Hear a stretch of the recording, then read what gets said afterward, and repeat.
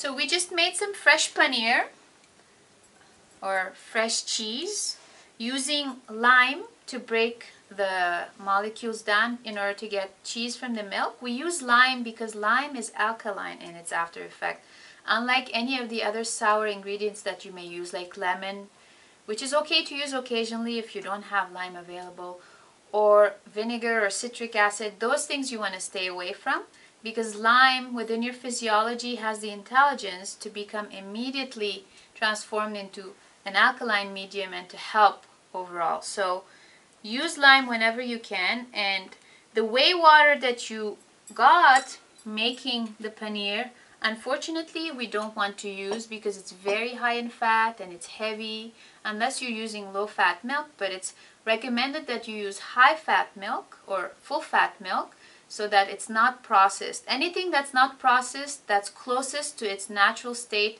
is always easier for your physiology to digest and absorb.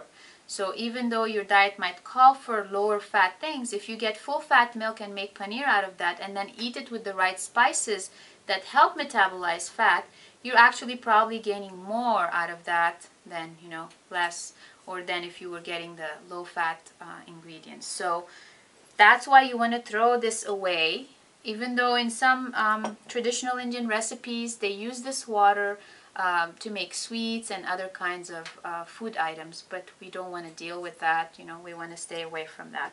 So that is discarded. I want to show you now how to make a very quick recipe. This sweet recipe you should make only when you have fresh paneer.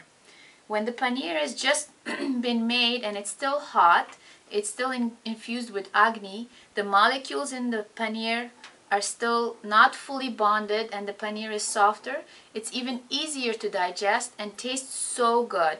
So this is one recipe that you can consume in this fashion when you've just made the paneer. If you made the paneer and you refrigerated it for a couple of days or even one day, we don't recommend that you use this recipe. So I'm going to take 2 tablespoons of the paneer, and then I'm going to smush it up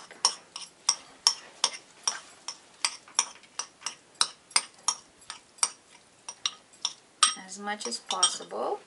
This recipe does not involve any cooking, and that's why it's good. And then I'm going to add about a teaspoon of raw unheated honey.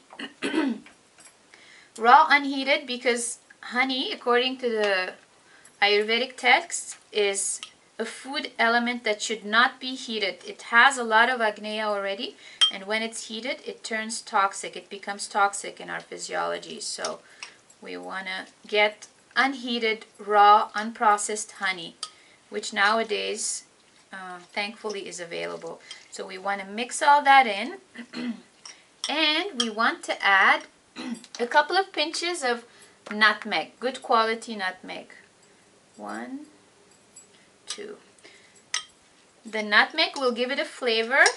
It will also act as a spice that will help digest and transport all the protein molecules.